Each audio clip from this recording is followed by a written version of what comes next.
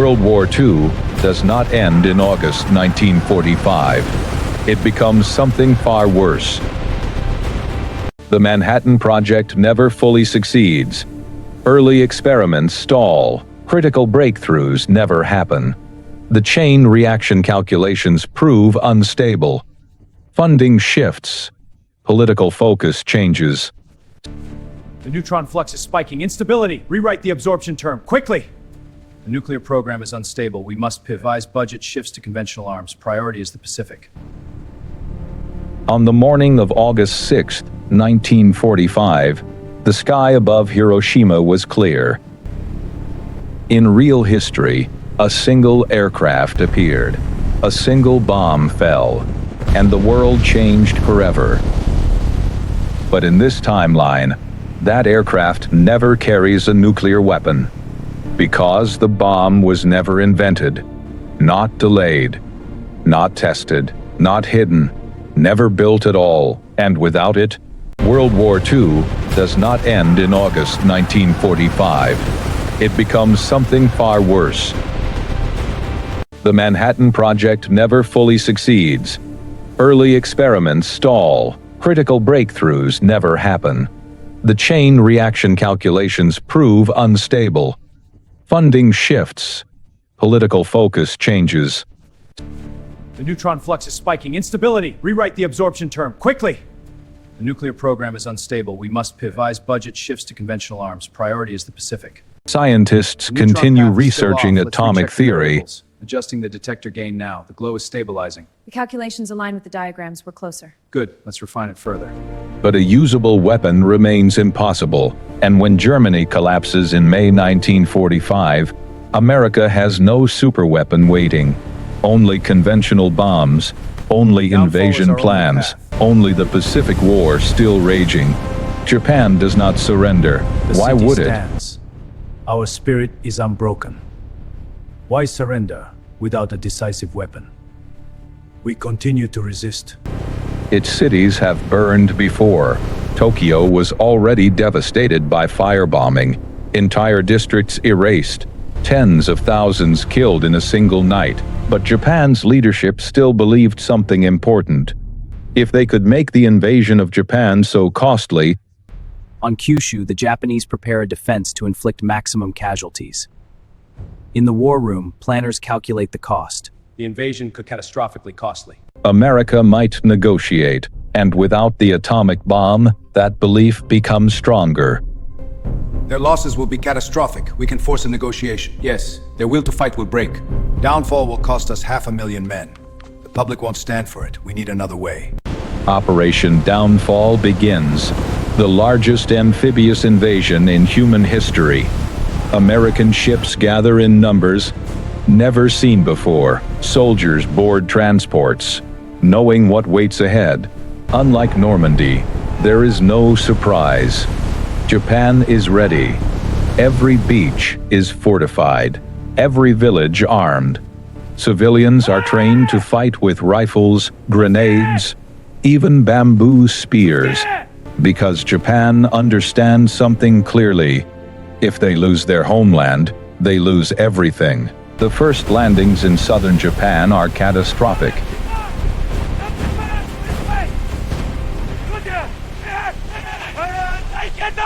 Machine gun fire tears into incoming troops. Artillery strikes the beaches relentlessly. Kamikaze aircraft dive into American ships in desperate waves. Ships burn in the water. Thousands die before even reaching shore. And still, the invasion continues. Because there is no alternative. Without the bomb, invasion is the only path left. Late 1945, the War Council confronts the invasion's grim cost. Without alternatives, the fleet advances, driven by necessity.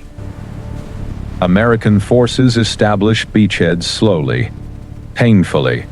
Every mile forward costs blood. Entire towns become battlegrounds. Civilians fight alongside soldiers. Teenagers charge tanks with explosives. Families die in crossfire. The war becomes intimate, brutal, Personal casualty numbers climb rapidly, tens of thousands, then hundreds of thousands. Both sides refuse to surrender, because surrender feels like extinction. And extinction is worse than death. Meanwhile, something else changes the balance. The advance is steady. Push for Harbin. Open the new front. The Empire will fall. The Soviet Union enters the Pacific War. August 1945. The Red Army launches its mass offensive of shipping the three-front pressure signals the Soviet entry and the beginning of the end. With Germany defeated, Soviet forces move east against Japanese-held territories in Manchuria. In late summer 1945, Soviet armor surges across Manchuria. In the cities, Japanese forces scramble to mount a salute. And Korea. Their advance is fast, efficient, relentless. Japan now faces two enemies and two invasions.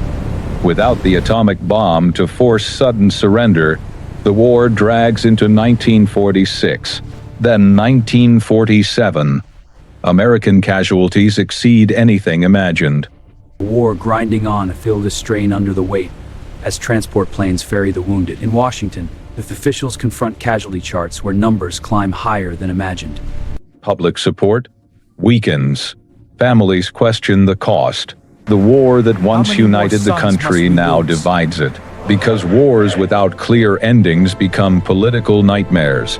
Inside Japan, starvation spreads.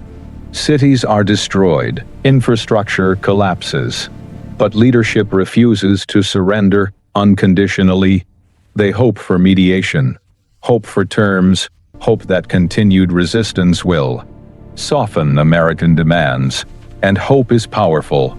Even when it is unrealistic, the Soviet Union advances deeper into Asia. Columns push deeper into Asia, flags flying over captured cities. Northern Japan becomes vulnerable. A terrifying possibility emerges. Japan could be divided. Like Germany, one half controlled by America, one half controlled by the Soviet Union. The Pacific War is no longer just about surrender. It is about the shape of the post-war world. By 1948, the war finally ends. Not with a single blinding flash, but with exhaustion. Japan surrenders. After years of invasion, famine, and Soviet occupation in the north, but the price is staggering. Millions dead. Cities permanently destroyed. An entire generation lost. A world without nuclear fear, without the atomic bomb. The world enters a different future. There is no demonstration of nuclear power in 1945. No Hiroshima, no Nagasaki. No immediate understanding of what atomic weapons can do. The blast radius circles are just theory. What's the real force? The equations suggest immense power, but we lack a visual model. Without that, we're blind to the consequences. Nuclear research continues quietly, slowly, without urgency. Because the war did not prove their necessity without nuclear deterrence established early. Tensions between America and the Soviet Union escalate more aggressively. Conventional military forces grow larger. Armies expand. Navies multiply. Because without nuclear fear, war feels possible, even survivable. The plans for Europe are set. Advance from the west. Asian fronts will hold. We have the numbers. Move out! Advance on the objective! Perfect! Forward, comrade! In Europe, the Soviet Union occupies more territory than in real history. Comrades, the red tide has advanced far beyond the original projections. Western Europe is now secured under our influence. Because the Pacific War delayed American focus, Eastern influence spreads further west. Germany remains divided, but tensions are sharper. Because trust is weaker, cooperation scarcer. In Asia, Japan is divided permanently. A communist north, a democratic south. A nation torn in two. The North, under Soviet rule, becomes a fortress of ideology. The South, influenced by America, clings to fragile freedom. The Korean War becomes larger, bloodier, because nuclear deterrence does not exist yet to restrain escalation. Deploy armor to the Elba. Hold the line at all costs. Push forward. The motherland demands victory. Air support is on. Will not yield. Reinforce the front. Conventional warfare becomes the dominant language of conflict, and conventional wars are long and devastating 60s. Nuclear weapons are finally developed, but now multiple nations have them simultaneously. There is no single demonstration that establishes dominance. Instead, an arms race begins catically, unpredictably, because no one has seen what atomic destruction truly looks like. Rings of fire, numbers for the lost. The world stands unaware. A sunset on innocence, not yet broken by the arc of imagined fire. There is no Hiroshima to warn them. No image burned into global memory. In this alternate history, the archives show no atomic horror. Newsreels capture the war's end. The war concluded in 1945, Station. The world never witnessed atomic horror. No fear strong enough to prevent miscalculation. The world becomes more unstable. Unidentified contacts crossing borders. Pattern unknown. Data shows escalations. Their move? Hold for confirmation. No rash actions. Troop massing. We must respond. Because sometimes the horror of a weapon prevents its use. And without that early horror, leaders are more willing to test limits, more willing to escalate, more willing to gamble. Our missiles will strike before yours launch. Test us and you will lose. Your arrogance is noted. We stand ready to counter any strike. The atomic bomb in real history ended a war brutally, but it also shaped the peace. It created fear, and fear prevented certain wars from happening. In this timeline, that fear arrives too late. After more conventional wars, after more invasions, after more millions dead. Because without the bomb, World War II does not end in a flash. It ends in exhaustion. And the world that follows is not safer. It is bloodier, more militarized, more unstable. American past a lie. History remembers the atomic bomb as destruction, but it was also a turning point.